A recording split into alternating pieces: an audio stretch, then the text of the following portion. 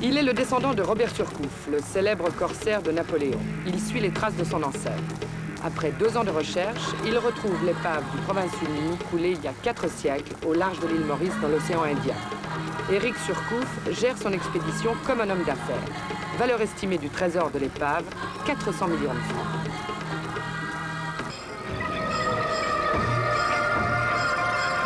Le cyclone ravage la côte ouest de l'île Maurice. Ce jour-là, 4 voiliers hollandais de la Compagnie des Indes, commandés par Peter Bott, sont en perdition. L'un d'eux, le Province-Unie, viendra s'écraser sur cette barrière de récif. Il n'y aura que quelques survivants. L'île est inhabitée. Ils seront recueillis par le Delphes, le seul voilier de la flotte qui a échappé au naufrage. 375 ans plus tard, une équipe de plongeurs fouille la barrière corallienne par 20 mètres de fond.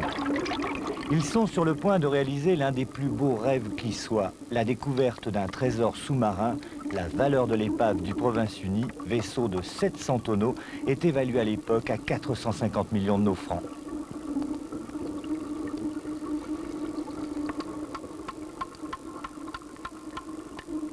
À la tête de cette équipe, un homme au nom prédestiné, Éric Surcouf, de la lignée du fameux corsaire de Bonaparte, Robert Surcouf. La recherche archéologique sous-marine, pour moi, c'est toute ma vie. Ça fait maintenant 12 ans que je m'occupe de cette activité. Ça fait 2 ans maintenant que je suis sur ce projet à l'île Maurice, sur cette épave. C'est beaucoup de travail, beaucoup de recherche en archives, beaucoup de temps passé à réunir une équipe compétente, le matériel nécessaire. La recherche en archives est une véritable enquête. L'archiviste qui s'occupe donc de cette recherche va partir sur une piste. Et puis au fur et à mesure de ces découvertes, il va découvrir le procès-verbal de l'amiral, par exemple, qui a perdu un navire de sa flotte. Il y a certaines épaves que j'ai recherchées et qui ont nécessité 3 ou 4 ans de recherche assidue par différents archivistes qui travaillent dans mon groupe. À la Bibliothèque nationale de Paris, Éric Surcouf va découvrir la clé du mystère de l'épave du Province-Unie. Une carte de l'île Maurice tirée du grand atlas secret de la Compagnie des Indes, édité à un seul exemplaire au monde en 1670. Sur cette carte, l'emplacement du naufrage de la flotte de Peter Bott. Sur le terrain, Éric Surcouf doit sillonner une grande partie de la côte ouest de l'île Maurice pour retrouver la baie susceptible d'abriter l'épave du Province-Unie. Pendant des semaines, les recherches restent infructueuses. René Graillat, le directeur technique de l'opération, et Ali Hossein, le meilleur plongeur de l'île Maurice, commencent à désespérer. Éric Surcouf est quant à lui décidé à jouer le tout pour le tout. Il survole en hélicoptère la côte qui l'intéresse pour essayer de retracer l'histoire du naufrage, comme sur une carte. Il sait que le Province-Unie a dérivé vers le sud de la capitale, que la baie du naufrage était il y a 375 ans alimentée par une petite rivière. Vu du ciel, les choses paraissent plus claires. La baie d'Albion semble le mieux coïncider avec les recherches d'archives. Une seule façon de vérifier, il faut quadriller la passe et la barrière de corail de ce magnifique lagon. Quel endroit je peux la mettre bien? Ok, on y va. La découverte d'une épave sous l'eau est une affaire de patience. Un territoire de quelques kilomètres de long peut demander des mois d'investigation. Éric, René et Ali ont déjà repéré au détecteur magnétique sur une zone de plusieurs hectares la présence de métaux ferreux et non ferreux.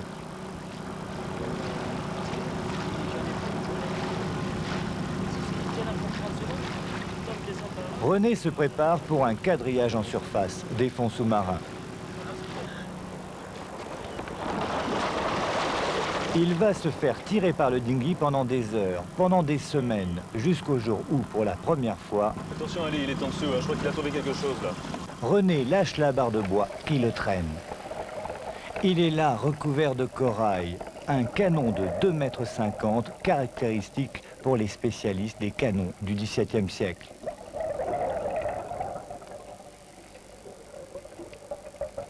Un peu plus loin, René découvre des pierres de ballast, comprenez le lest du navire. Des pierres qui n'existent pas sur l'île Maurice. Associées au canon, c'est la preuve qu'un navire a coulé à cet endroit il y a plusieurs siècles.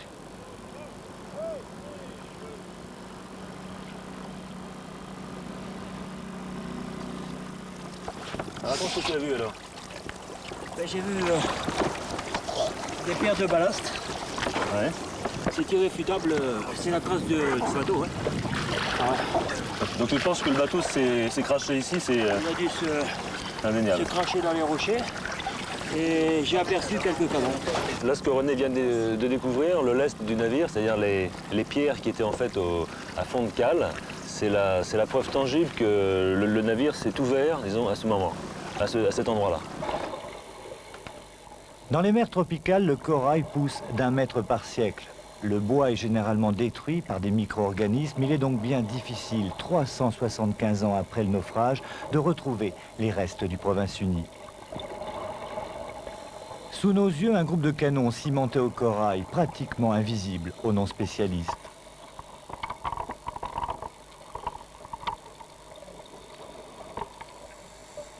L'équipe de recherche au complet suit René vers les lieux de cette fabuleuse découverte.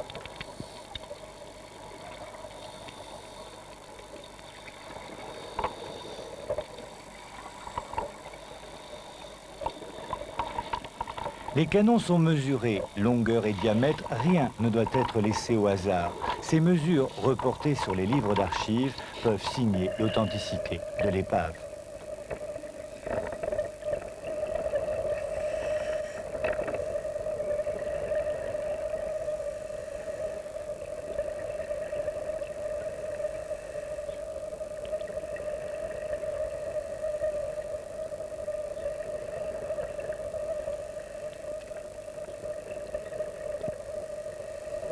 Nous sillonnons cette passe depuis environ 2 semaines et nous étions donc à la recherche de ces fameuses pierres de ballast qui nous indiquaient exactement l'endroit où l'épave s'était éventrée et nous sommes très heureux donc aujourd'hui d'avoir découvert ces pierres.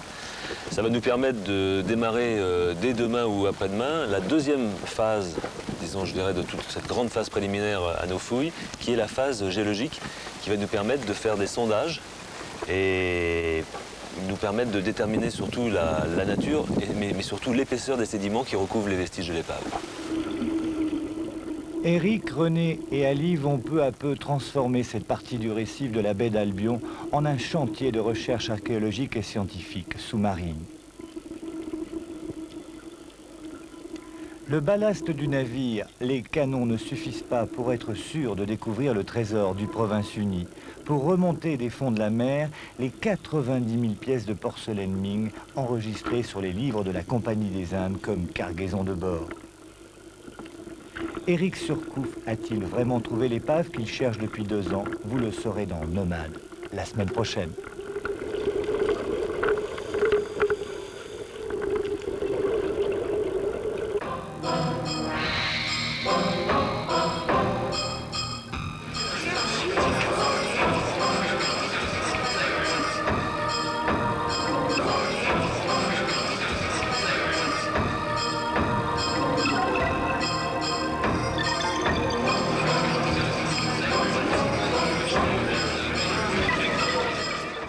Enfin, nous retrouvons Éric Surcouf, nomade de la mer et chasseur de trésors sous-marins, qui a retrouvé la fabuleuse cargaison du voilier hollandais Province-Uni, coulé au XVIIe siècle au large de l'île Maurice.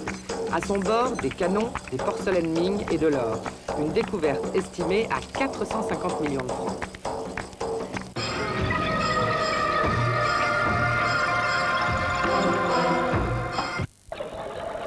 Sur la côte ouest de l'île Maurice, dans le sud de l'océan Indien, Éric Surcouf cherche l'épave d'un vaisseau hollandais, le Province-Uni, coulé par un cyclone en 1615. L'île Maurice, à cette époque, est inhabitée. L'épave devrait se trouver par 20 mètres de fond. Après 2 ans et demi de recherche, Éric Surcouf et son équipe découvrent les canons du vaisseau hollandais.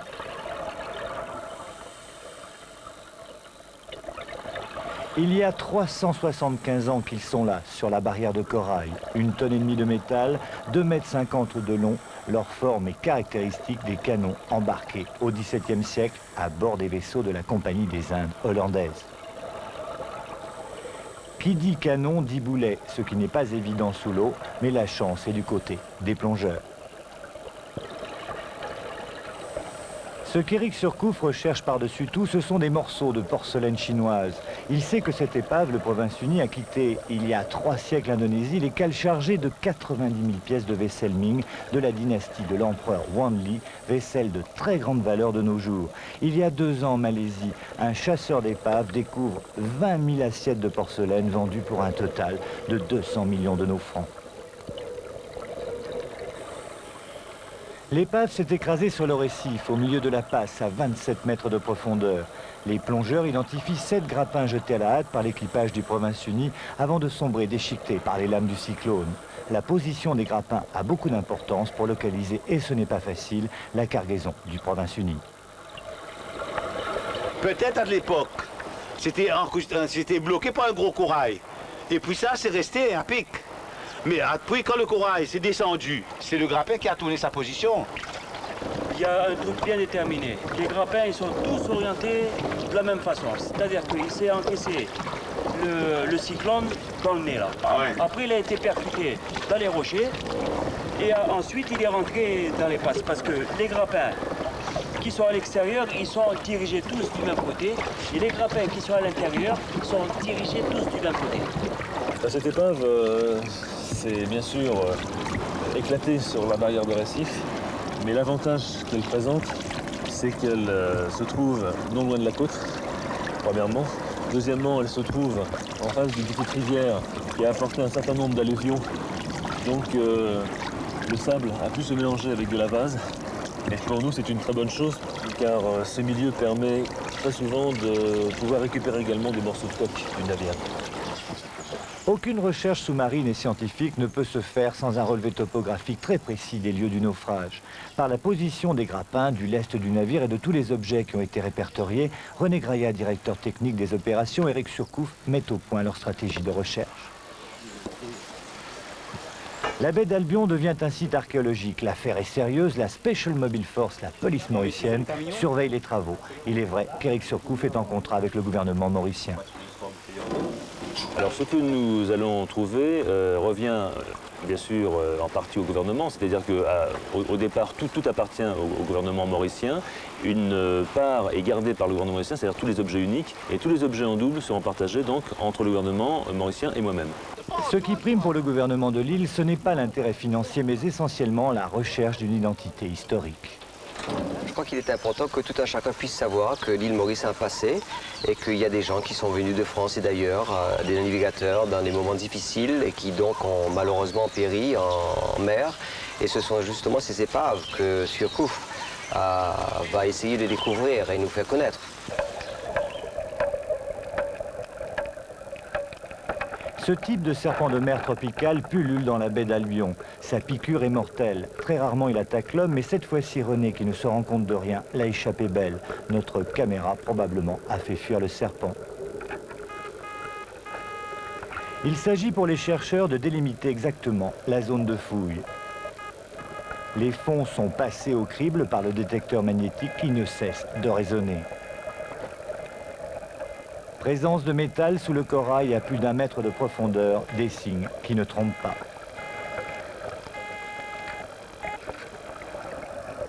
René doit analyser la qualité du sol. À moins 25 mètres, il effectue un sondage. Le travail est difficile. Le sable en suspension rend la visibilité très réduite.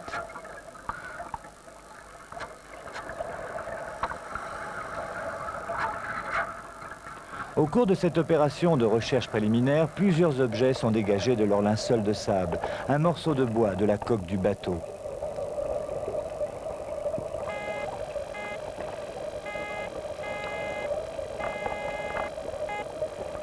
Une ferrure de pont qui servait à relier le mât aux membrures du Province-Unie.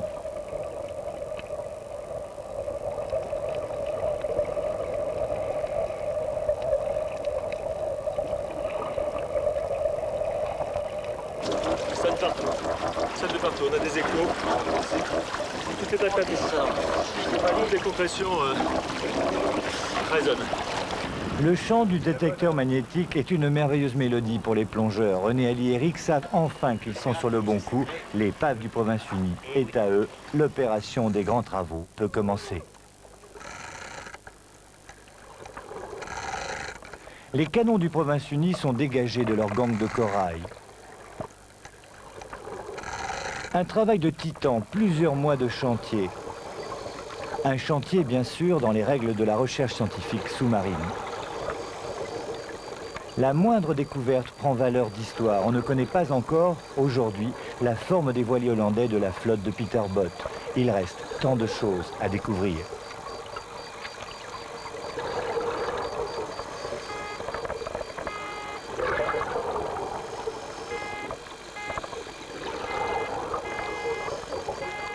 Le site de l'épave est maintenant quadrillé. Les mois d'efforts à venir n'entament pas le moral de l'équipe d'Éric Surcouf.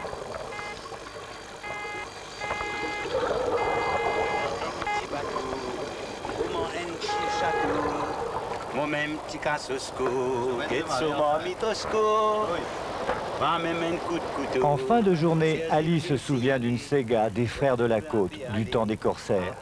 La Sega, c'est la chanson des pêcheurs. Quand les voiles sont ferlées, quand les filets sont rentrés, la Sika, c'est un peu le blues des Mauriciens. Éric Surcouf et René Graillat ont trouvé l'épave du Province-Unie, mais la mer sait garder ses secrets. Leur pari fou de réveiller l'histoire d'un voilier du XVIIe siècle n'est pas encore gagné, mais à chaque journée suffit sa peine et danse la Mauricienne.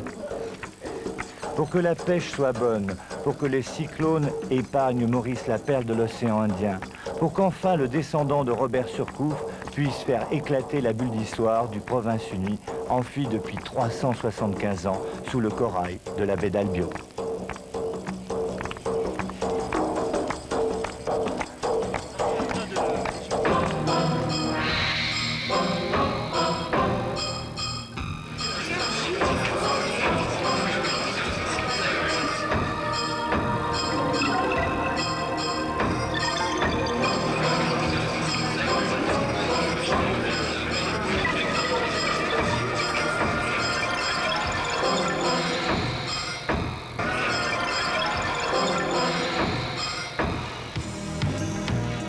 Ce formidable chantier qui déplace des montagnes au fond de l'océan Indien, c'est celui d'Éric Surcouf et de son équipe qui, après 2 mois de recherche, ont réussi à dégager les infrastructures et la coque du voilier Province-Unie, coulé il y a 375 ans au large de l'île Maurice.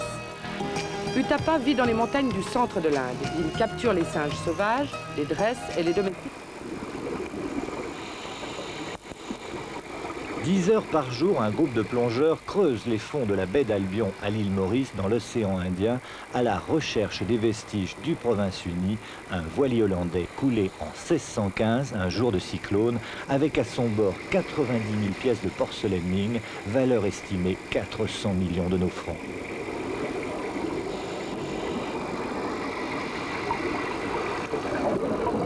Pour atteindre l'épave, un travail de titan, il faut aspirer des montagnes de sable et de rochers. Nous sommes maintenant sûrs d'être sur l'épave du Province-Unie. Nous sommes actuellement à 3 mètres, entre 3 mètres et 4 mètres de profondeur maintenant sous les sédiments, le sable et le corail mort. Et nous avons découvert les restes de la coque du navire. Nous avons donc une grande partie de la charpente et également nous sommes tombés sur des caisses en bois. Et ces caisses étaient des caisses donc, qui transportaient non seulement la porcelaine chinoise, mais également des épices, du thé.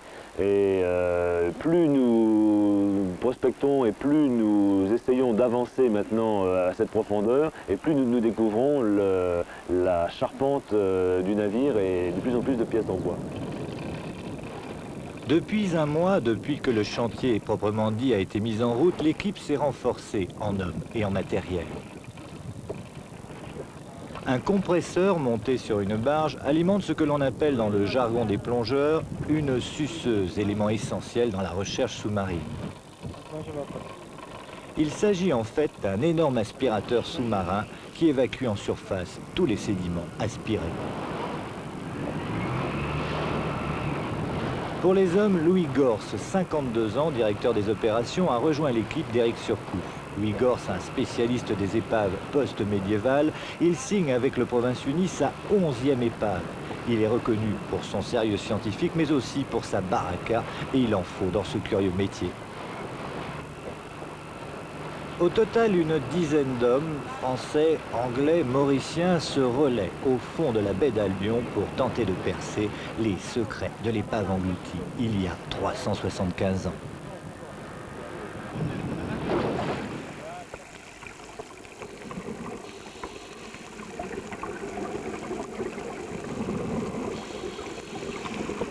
Les restes du Province-Unie gisent par 15 mètres de fond sous 3 mètres de sable et de corail.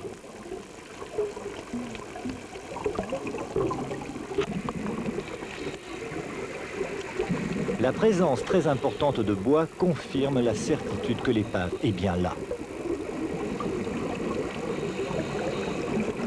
Constamment, les plongeurs dégagent des morceaux de coque et surtout du revêtement de plomb, des plaques de plomb qui servaient à protéger à l'époque les caisses de thé, de poivre et de porcelaine chinoise.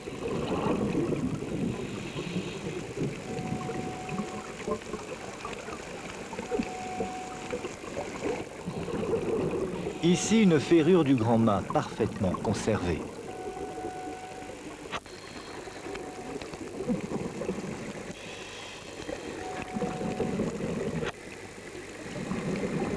Là, une pièce pour haler les vergues du bateau, ou encore des centaines de balles de mousquet.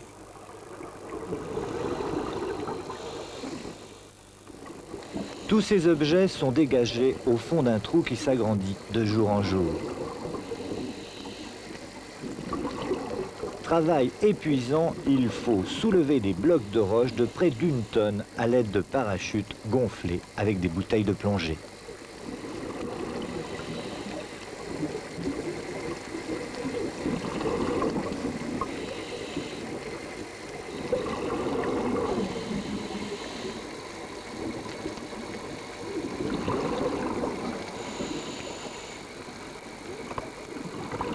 Il faut aussi porter des paniers chargés de pierres.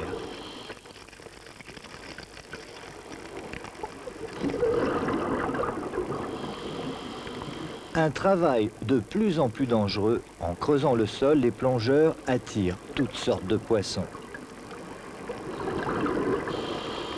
Parmi eux, le terrible poisson-pierre, invisible.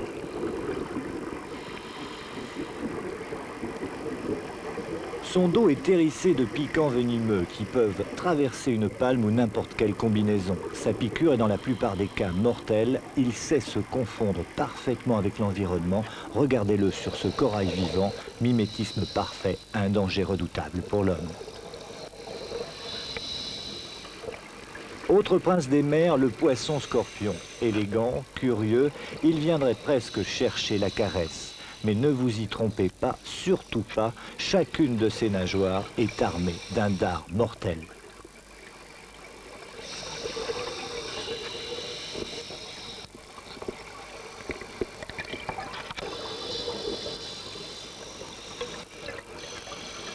Ce jour-là, nous serons envahis par une horde de poissons-scorpions et René Graillat aura bien du mal à se concentrer sur les fouilles du Province-Unie. Éric Surcouf a plus de chance, ce petit banc est sans danger. Il se regroupe toujours pour ressembler à un gros poisson, une façon de dire l'union fait la force. 7 canons de l'épave du Province-Unie ont pu être localisés. Ils vont être ramenés à terre pour être traités afin de dégager la gangue de concrétion qui les entoure. Chaque canon pèse 2 tonnes. Les soulever n'est pas une mince affaire. Ce jour-là aurait pu très mal se terminer. Une manille de portage a cédé. Le canon passera en retombant vers le fond à 1 mètre seulement de Christian Durand, notre caméraman.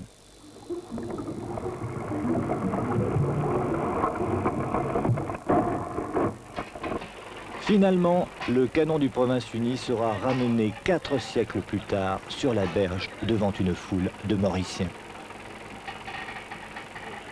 Un grand moment pour Ali Hossein en souvenir de ses yeux gris-bleus. Ces canons derrière moi représentent un grand souvenir. L'histoire du passé, ça raconte l'histoire du passé, c'est le témoignage de ce que je peux dire, de nos ancêtres pirates. Un peu l'histoire de vos yeux bleus. Un peu l'histoire de nos yeux bleus, le mélange, c'est les créoles.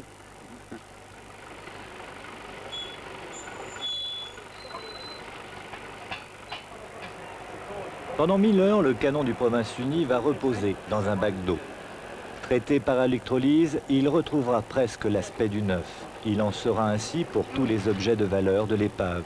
Et si les travaux de recherche sont plus difficiles que prévu, le fait de creuser à 3 mètres sous le sable et les sédiments est une garantie d'une meilleure conservation. Ainsi, cette planche de bois d'une caisse de thé presque intacte, promesse, dans les mois qui viennent, de pouvoir faire enfin ressurgir, comme une bulle d'histoire, la vie passée du Province-Unie, voilier de la Compagnie des Indes hollandaise.